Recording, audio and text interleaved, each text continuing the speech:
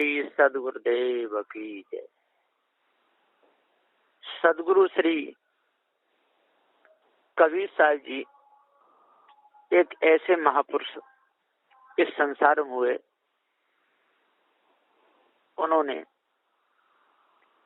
सत्य न्याय निर्णय का उपदेश दिया, भ्रम भूल कल्पना से छूटने का उपदेश दिया, चोरी हिंसा विचार से बचने का उपदेश दिया, ईर्ष्या क्रोध मान छल से बचने का उपदेश दिया। सदगुरु श्री कबीर साहब ने किसी भी प्रकार से किसी को धोखा नहीं दिया। दयालु दया ही करते हैं, दया का भाव लेकर के भूपेंद्र चूक नहीं जाना शरण सेवा में आकर के। दयालु बहुत दया करते हैं, मन से वचन से धन से पारखी सदगुरु देव के वचनों का पालन करना चाहिए, तब शिष्य के अंदर के सारे विकार खत्म होते हैं। गंदे बुरे विचार वाले शिष्य का कभी उद्धार कल्याण नहीं हो सकता। गुरुदेव बहुत दयालु होते हैं और उनका दया करने का ही स्वभाव होता है। हर समय शिष्यों के प्रति अच्छा ही सोचते हैं, पल पल सावधान करते रहते हैं। ऐसे दयालु महान सदगुरु की सेवा में आकर हे भूपेंद्र दास, यदि तूने कोई गलती करी तो फिर तेरा कहीं ठिकाना नहीं लगेगा। इसलिए शिष्यों को संत गुरुजनों के साथ में पवित्र भाव से ही रहना चाहिए। संत गुरुजनों के साथ में पवित्र भाव से ही रहना चाहिए और वेद पुराणों में झूठी कहानियां लिखी हैं, उन कहानियों से अपने चित्त को हटा लेना चाहिए। जानकारी लेने के लिए पढ़ने में कोई दोष नहीं है।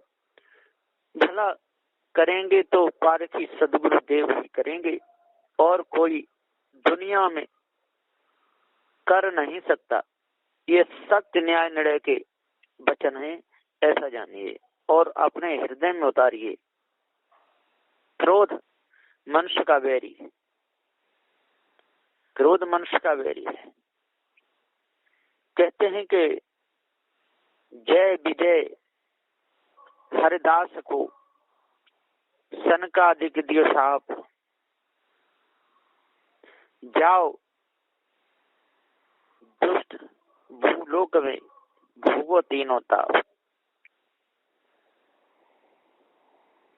जय विजय वैकुंठ से गिरे भूमि पर आए, तीन जन्म राक्षस भय ब्रह्म शाप को पाए। ऐसी बात लिखी है।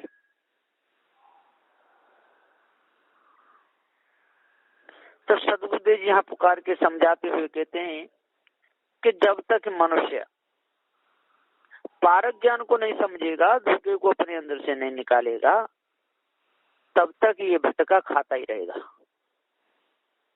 और भटका देने वाले, भटकाने वाले सारे संसार में बहुत हैं। उन लोगों की कोई कमी नहीं है, पग पग पर बैठे हुए।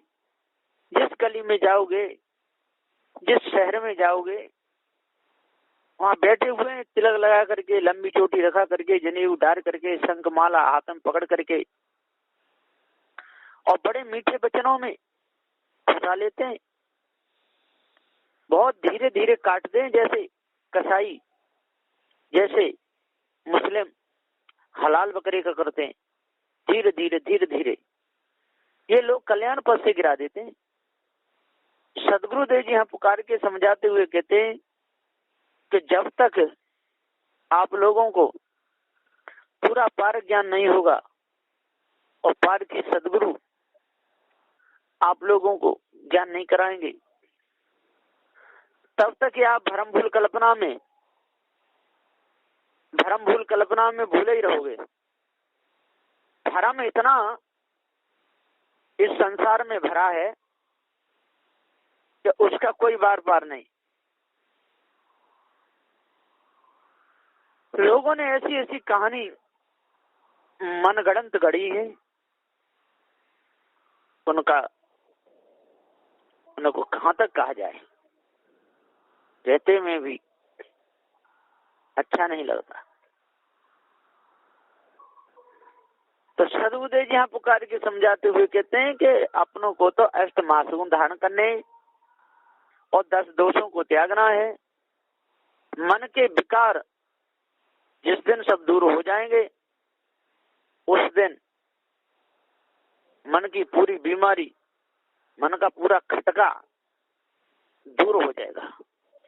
ये झूठी मानंदी, झूठी पूजा, इसमें लग करके मनुष्य अपने जीवन को बर्बाद कर रहे हैं।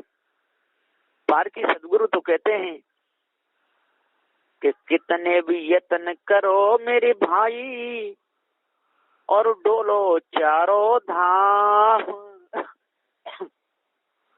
मन की शुद्धि ना मिले कोई बहुत हैरान। कितने भी डुलते रहो लेकिन आपका मन शुद्ध नहीं हो सकता है। इन पत्थरों की पूजा से, देवी देवताओं की पूजा से, तंत्र मंत्र जादू टोना से मन शुद्ध होगा तो चेतन पूजा से ही होगा। मन के विकार दूर होंगे तो चेतन पूजा से ही होंगे। शांति मिलेगी तो चेतन पूजा से ही मिलेगी। कभी भी मन के लड्डू खाने से और लड्डू पेट में नहीं जा सकते। मनगढ़ंत भोजन का जाप करने से कभी भूख नहीं मिट सकती। पानी का जाप करने से कभी प्यास नहीं मिट सकती। अग्नि का जाप करने से ठंडी दूर नहीं हो सकती। ठीक इसी प्रकार से कल्पित देवी देवताओं को मानने से, पत्थरों की मूर्तियों को पूजने से कभी हमारे मन में पवित्रता नहीं आ सकती। यदि मन में पवित्रता लानी है तो सत्य न्याय निर्णय से ही चलना होगा। सत्य उपदेश को ही अपने हृदय में धारण करना होगा।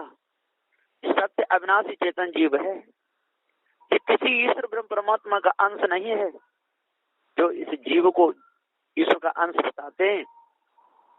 वो लोग भूले हुए हैं।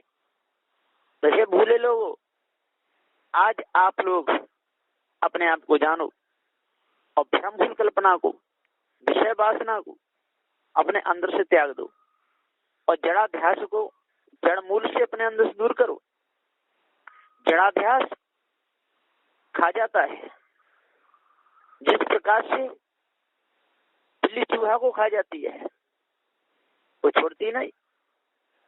उससे भी ज्यादा नरम कोमल बिल्ली का बच्चा होता है, उसको मुख में लेकर के बिल्ली कई जगह रखती है लेकिन एक भी दांत नहीं लगने देती और चूहे को पकड़ के तुरंत उसके खून को चूस गई, उसको खा जाती है।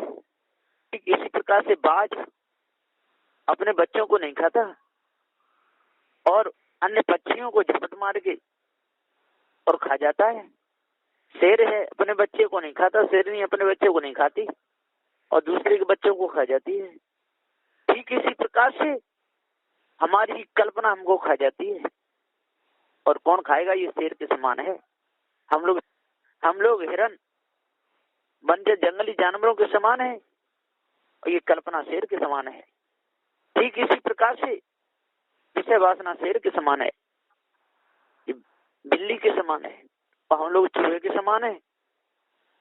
और कितने दीनहीन बने हुए अपने आप को जाने ही नहीं पा रहे। सदगुरु श्री कबीर साहब की कितनी दया है। दयालु सदगुरु श्री कबीर साहब जी ने हमको समझाने में कोई कसर नहीं छोड़ी।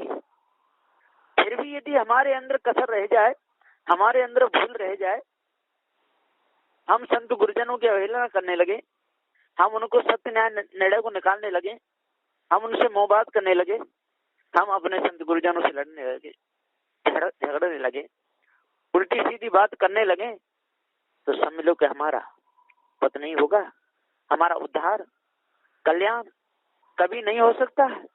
हम चेतन पूजा को छोड़कर पत्थरों की पूजा करने लगे, हम ज्ञान की गंगा को छोड़कर नदी नालों को नहाने लगे हैं, सूर्य चंद्र पर प्यासों को पानी देना छोड़कर सूर्य चंद्र पर पानी चढ़ाने लगे,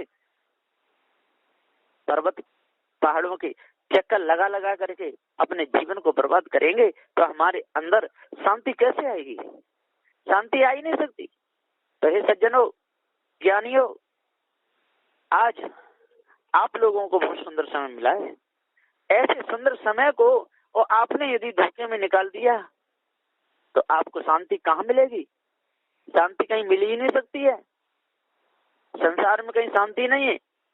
शांति नहीं संसार में, तोलो दिन और रात, अपने आप को जान लिया शांति अपने साथ।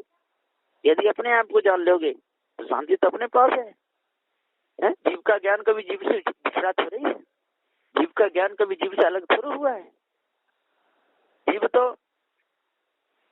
अजर अमर अखंड है, और अजर अमर अखंड अविनाशी ये चेतन जीव जब तक तीनों तापों से नहीं बचेगा,